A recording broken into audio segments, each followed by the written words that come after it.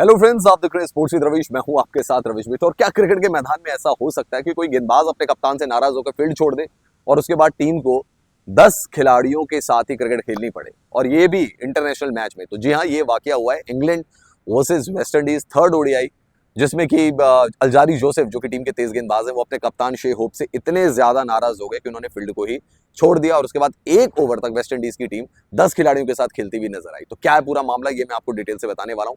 आपने चैनल को अगर अभी तक सब्सक्राइब नहीं किया है तो सब्सक्राइब जरूर करें और बेल आइकन को दबाना ना भूलें ताकि नोटिफिकेशन दोस्तों आप तक पहुंचे। तो दोस्तों, हुआ ये कि इंग्लैंड और वेस्ट इंडीज के बीच तीसरा वनडे मुकाबला खेला जा रहा था, जिसमें कि अल्जारी जोसेफ जो है वो गेंदबाजी कर रहे थे। वो एक पर्टिकुलर फील्ड प्लेसमेंट चाहते थे कि जो जहां पे भी वो खिलाड़ी लगाना चाहते थे, बट जो कप्तान थे वेस्ट इंडीज के शे होप, वो इसके लिए तैयार नहीं थे दोस्तों। तो शे होप से उन्होंने बार बार कहा, लेकिन शे होप मानने के लिए तैयार नहीं थे। इसके बाद अल्जारी जोसेफ ने गेंद फेंकी और वो गेंद बाउंसर थी, और जॉर्डन कॉक्स जो कि इंग्लैंड के जो बल्लेबाज थे वो उस बाउंसर को संभाल नहीं पाए और वो स्लिप कॉर्डन में आउट हो गए। इसके बाद अल्जारी जोसेफ इतने ज्यादा गुस्से में थे कि उन्होंने कोई जश्न भी नहीं मनाया, मतलब बिल्कुल इग्नोर ही कर दिया उन्होंने, जश्न नहीं मनाया। बड़े गुस्से में वो नजर आए, और जब 12th मैन टॉवल लेकर आया, पानी लेकर आया, तो वो वहां पे भी बहुत ज्यादा गुस्से में नजर आया। इसके बाद ओवर खत्म होने के बाद अल्जारी जोसेफ ने किसी के साथ कोई बात की नहीं, और सीधा वो चले गए भाई पवेलियन। अब किसी की कुछ समझ में नहीं आया कि भाई ये पवेलियन चले गए, वापस आएंगे क्या होगा। उसके बाद ओवर शुरू हो गया, वो बैठे रहे। डैरेन सैमी भी समझ नहीं पाए कि हो क्या रहा है, क्या मामला चल रहा है सारा का सारा, क्यों ये नाराज हो गए। वो डगआउट में वहां पे बैठ गए गाइस। और उसके बाद क्या हुआ दोस्तों कि एक ओवर पूरा ऐसा फेंका गया जब वेस्ट इंडीज के सिर्फ 10 ही खिलाड़ी मौजूद थे। अब जब ये रियलाइज किया जाता कि भाई एक सब्स्टिट्यूट खिलाड़ी भेजना है 11वें खिलाड़ी के लिए, अल्जारी जोसेफ फिर चले गए, वापस फील्ड में चले गए।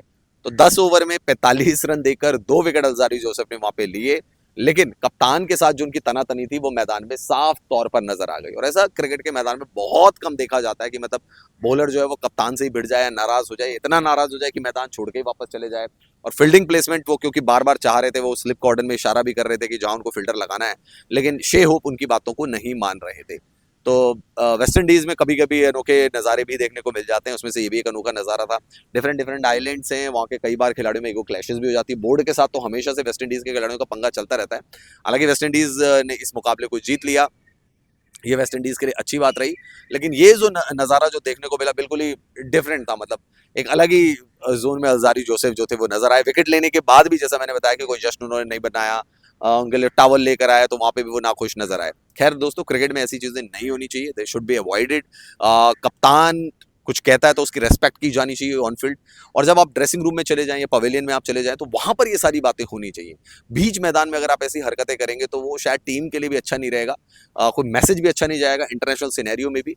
तो कप्तान लीडर है, उसकी बात को समझना जरूरी होता है। अगर वो आप उनको बात करिए, अगर वो नहीं मान रहे तो बाहर जाकर, मतलब फील्ड से बाहर जाकर ड्रेसिंग रूम में या पवेलियन में जाकर इन सारी चीजों को सुलझाया जा सकता है। आपको क्या लगता है दोस्तों? कमेंट सेक्शन पे जाकर कमेंट जरूर करें।